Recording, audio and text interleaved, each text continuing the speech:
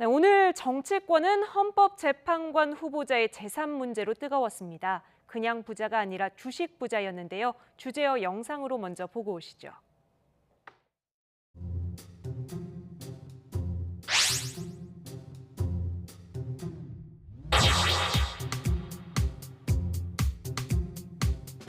신고한 재산이 46억 6,800만 원 중에서 76%인 35억 4,800만 원이 주식으로 나타났습니다.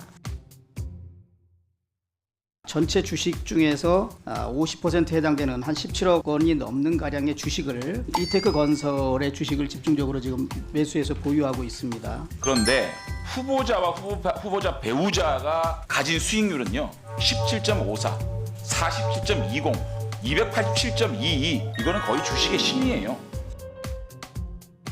차라리 워런 버핏이나 조지 솔레스처럼 주식 투자해서 남편하고 하는 게 더 낫잖아요? 왜 헌법재판관 내려고 왔어요? 상당히 송구스럽게 생각을 합니다. 재산 문제를 전적으로 배우자에게 그러니까 배우자가 종목 선정과 그 수량 선정은 이제 배우자가 그 이테크 건설 같은 경우에는 그쪽에서는 그래도 꽤 알아주는 중견 기업이라고 합니다. 남편 거래 스타일을 이번에 제가 알아보니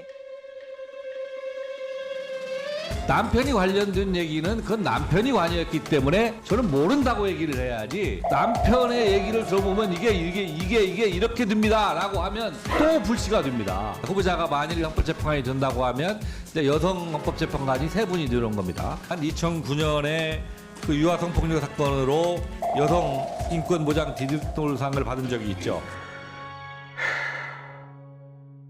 국민들의 정서상 반하는 점이 있다는 것은 인정할 수밖에 없을 것 같습니다. 판검사가 주식을 해서는 안 된다. 그러면 국민들의 신뢰를 잃는다고 배웠는데 이분들 왜 이렇게 주식이 많다? 예, 수고하셨습니다.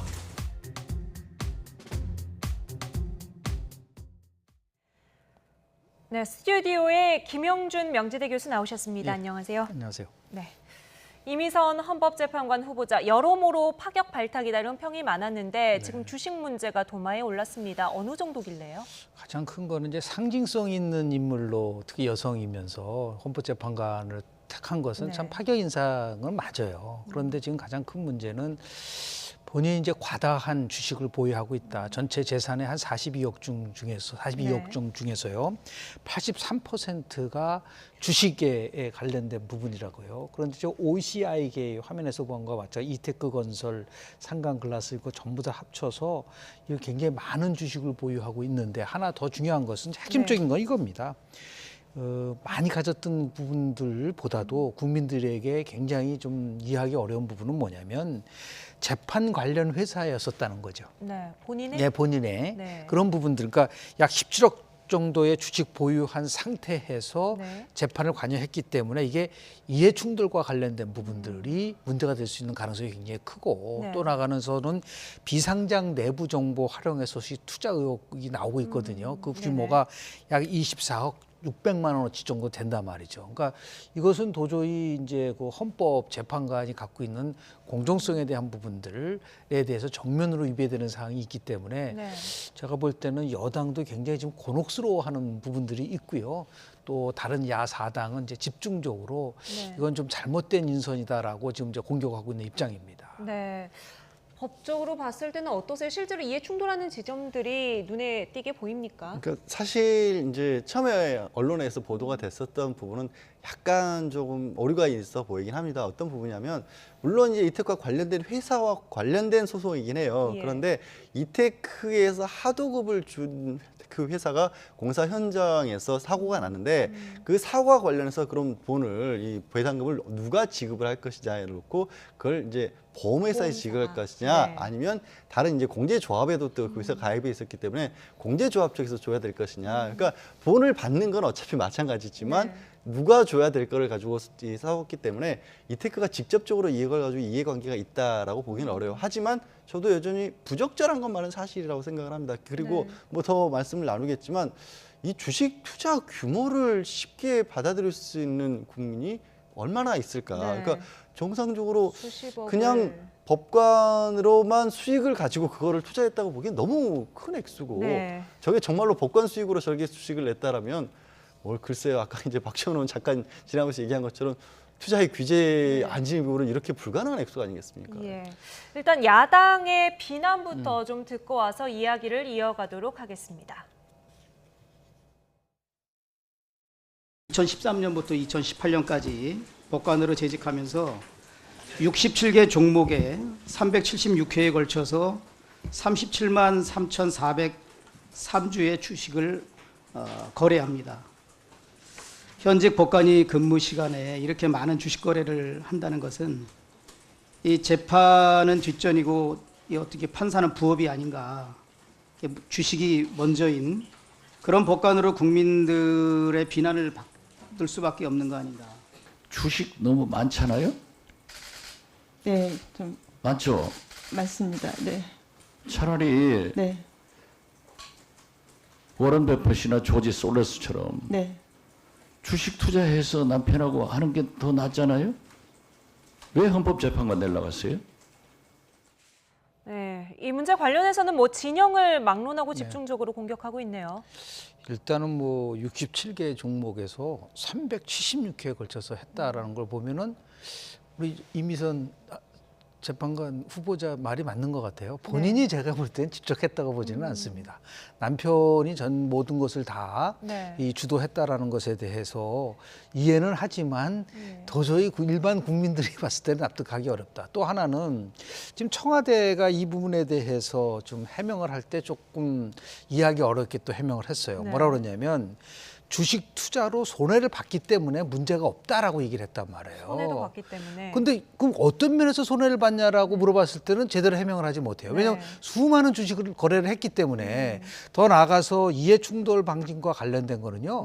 손해를 봤다 안 봤다는 전혀 상관이 없는 거예요. 그렇죠. 네. 그런 부분들이 국민들의 눈높이에는 정말 맞지 않는 거 아니냐라는 부분들이 나올 수밖에 없는 것이고 결국 뭐 그동안 인사청문회를 보면은 데스노트를 딱 장악하고 있는 정의당에서조차도 이거는 참 그 인선에서 문제가 있다라는 걸 문제 제기를 하고 있기 때문에 더 나아가서 핵심적인 거는 우리 지난번에 그 이유정 헌법재판관 후보자도 주식 보유 문제 관련돼서 근데 그 규모가 한 4억 원 정도 했었거든요.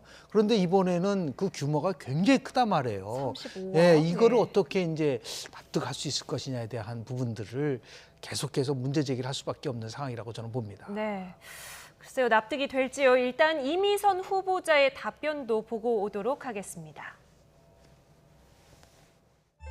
먼저 그 후보자는 그 재판 업무에 매진하면서 재산 문제를 전적으로 배우자에게 맡겼습니다.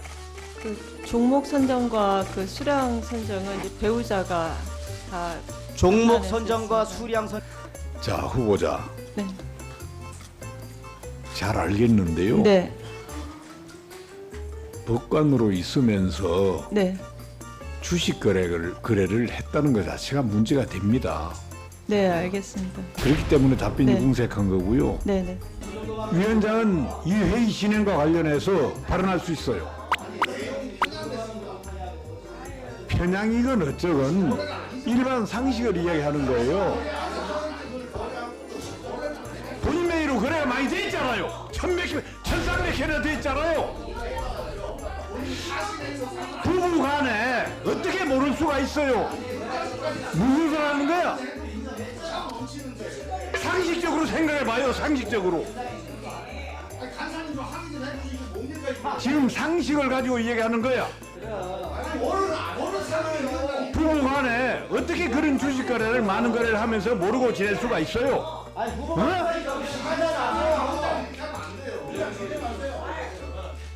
그렇기 때문에. 네. 여상규 법사위원장의 질타에 여당에서 항의가 들어오면서 고성이 오가는 장면까지 함께 보고 왔습니다. 일단 이미선 후보자는 본인 명의 주식 투자에 대해서 사실 난 잘 몰랐다 이런 해명이네요. 이제 포괄적으로 다 남편에게 맡겼고 그 다음에 어떻게 보면 자기는 이제 영향을 빌려줬기 때문에 재판 업무에만 전념을 했다는 거고 사실 저도 이미선 후보자가 거쳐왔던 법원의 재판들을 보면 그 주식 투자를 하느라고 뭔가를 들여다보고 있었을 만한 그런 여유가 있는 일을 하신 건 아니에요. 네네.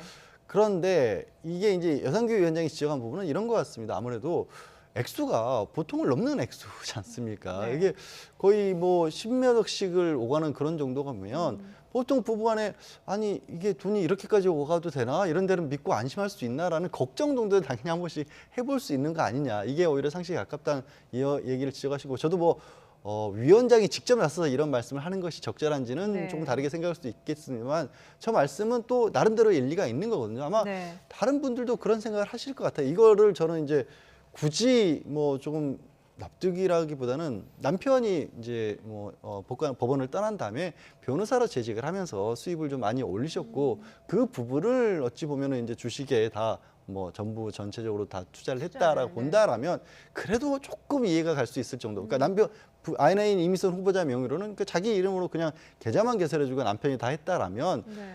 그나마 조금 이해가 갈 수 있지만 지금 이 상황에서는 도대체 어떻게 이렇게 많은 금액이 왔다 갔다 할 수 있었고 내 이름으로 어떻게까지 주식이 들어왔는데. 어떻게 네. 저렇게까지 무심할 수 있었을까라는 생각을 한 번은 해볼 수밖에 없는 상황이죠. 네.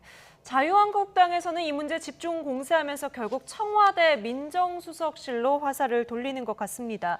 청와대 김의겸 전 대변인 부동산 논란 불거졌을 때 이제 아내가 한 것이다. 이 얘기한 거랑 묶어가지고 좀 비난을 했어요. 그렇죠. 지금 뭐 남편이 한 거일 가능성이 굉장히 높죠. 네네. 상식적으로 보면은. 그럼에도 불구하고 여하튼 책임은 이미선 후보자가 질 수밖에 없는 상황이고요. 다만 이제 이런 그 인사 문제와 관련돼서 어떠한 의혹이 불거졌을 때 청와대 해명이 참 좀 국민들이 이해하기 좀 어려운 거가 있었어요. 지난번에도 우리 2명의 장관이 낙마를 했는데 뭐 국토교통부 장관 집 3채 갖고 있는 게 뭐가 문제냐라고 네. 얘기를 했다가 또 뭐 한 후보자에 대해서는 뭐 외국에서는 외국차 사는 게 포르쉐 사는 게 뭐가 예. 문제가 근데 이런 것들이 도저히 국민들이 봤을 때는 제대로 인사 검증을 한 거냐에 대한 부분 속에서 문제 제기를 할 수밖에 없는 부분들이 있는 거거든요. 네. 그래서 아까 조금 전에 말씀드린 것처럼 뭐 손해를 봤기 때문에 문제가 되지 않았다.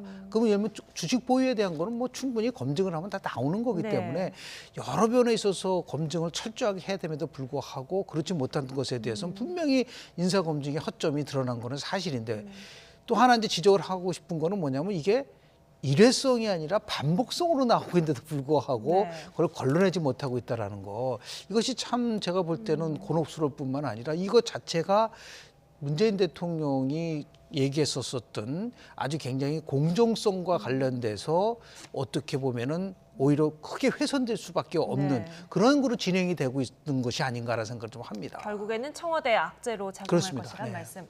네, 일단 여당이 방어에 나서긴 했는데요. 더불어민주당 이춘석 의원의 발언 보고 오시죠. 자, 이 청문회는 지금 후보자의 청문회이지 후보자의 배우자의 청문회가 아닙니다. 그런데 본인이 정확히 관여한 부분은 관여를 했기 때문에 내가 이 부분은 관여해서 이렇다라고 얘기를 해야 하고 남편이 관련된 얘기는 그건 남편이 관여했기 때문에 저는 모른다고 얘기를 해야지 남편의 얘기를 들어보면 이게 이렇게 됩니다라고 하면 그 자체가 또 불씨가 됩니다. 오늘 후보자로 채택된 중요한 요인 중에 하나가 여성 대표성을 상징할 거라고 생각합니다. 후보자가 만일 헌법재판관이 된다고 하면 이제 여성 헌법재판관이 3분이 들어온 겁니다. 네, 단순히 뭐 여성 재판관뿐만 아니라 이미선 후보자가 가지고 있는 여러 가지 상징성이 있죠. 그 부분 때문에 많이 답답한 것 같은데 구체적으로 이제 후보자에게 어떤 조언이랄까요? 청문회에 임하는 그런 것까지 주는 모습이에요. 그러니까 좀 아마도 이제 이미선 후보자 같은 경우는 이게 청문회장에서 문제가 되리라는 생각을 하셔서 조금 남편분에게 자세한 내용을 물어봐서 해명을 하려고 시도를 한 것 같습니다. 네. 그런데 그 해명만으로는 좀 부족한 부분도 있고 또 하나는 아까 말씀드렸다시피 처음에 언론에서 이 부분을 문제 제기를 했었을 때는 이해충돌 부분만을 좀 집중적으로 보도를 했고 그 부분은 저도 분명히 억울한 점이 있다고 네. 생각합니다. 그거는 재판에 있어서 이해충돌에 살만한 상황은 아니었어요.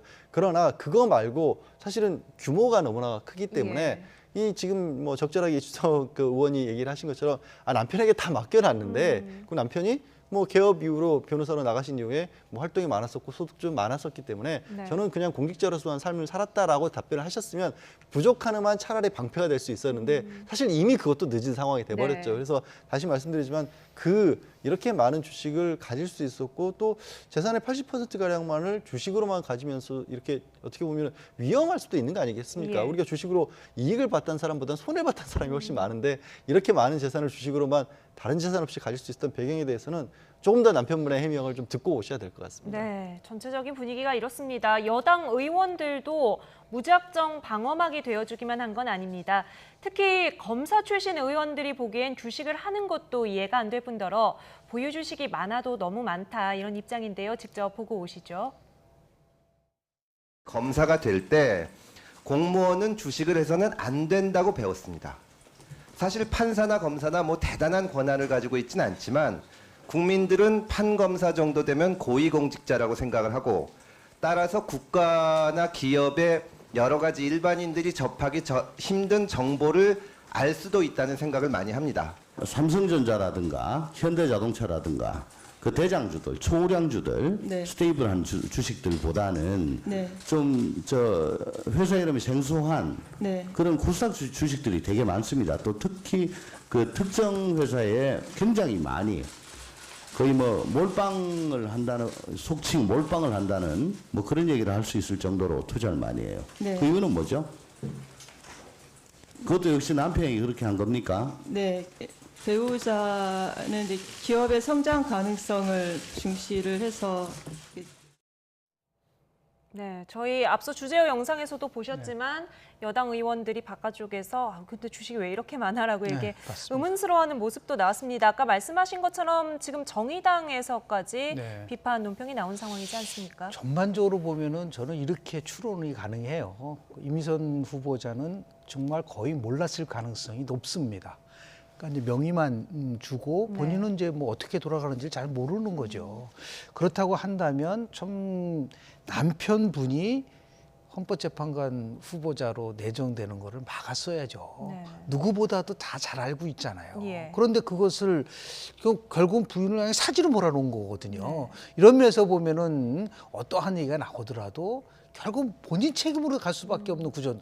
형식적으로 보면은 본인은 모르지만 내용상으로 보면은 결국 본인이 책임질 수밖에 없는 상황이란 말이에요. 명의니까요. 그러니까 당연히 정의당 입장에서 봤을 때 특히 이제 이미선 후보자가 뭐라 그러냐면 만약에 헌법재판관이 된다면 헌법에서 있는 정신과 가치에 따라서 활동하겠다 그랬단 말이에요. 근데 우리나라의 헌법 정신은 자유, 평등과 더불어서 공정과 책임이라는 게 있단 말이죠. 그러니까 이런 공정과 책임이라는 이 가치와 굉장히 어긋나는 부분이 있기 때문에 이것에 대해서는 이제 정의당조차도 받아들이기 어렵다라고 하는 이른바 좀 심각하다는 거죠. 그러니까 국민들이 어떻게 저런 것들을 받아들일 수 있을 것이냐에 대한 것들을 얘기를 하고 있기 때문에 저는 아마도 참 이 헤쳐나가기가 어렵지 않나라는 생각을 좀 합니다. 정의당마저 고개 돌리면 인사청문회 무사히 통과하기 어렵다. 그래서 정의당 뭐 데스노트 정치권에서 이런 말도 있습니다만 어떻게 보십니까? 이미선 후보자 헌법재판소 대재판정까지 안착을 할 수 있을까요? 글쎄요, 저는 아까 이제 말씀을 드렸다시피 초기 해명 과정에 있어서 좀 부적절하고 부족한 부분이 분명히 있어 보입니다. 그 공란을 메울 수 있고 그 공란이 메워졌는데 그 부분에 관해서 이제 국민들이 누구보다 납득할 수 있다라면 왜냐하면 어쨌든 지금으로 봐서는 비정상적이고 좀 이상하게 보이는 건 사실이지만 그렇다고 주식 투자 자체가 불법인 건 아니지 않습니까? 그렇기 때문에 그 부분의 해명까지 좀 들은 다음에 판단을 해야 될 것 같습니다. 네, 알겠습니다. 오늘 라이트 포커스는 여기까지 이야기 나누지요. 지금까지 양재열 변호사, 김영준 명지대 교수와 함께했습니다. 두 분 오늘 말씀 감사합니다. 네.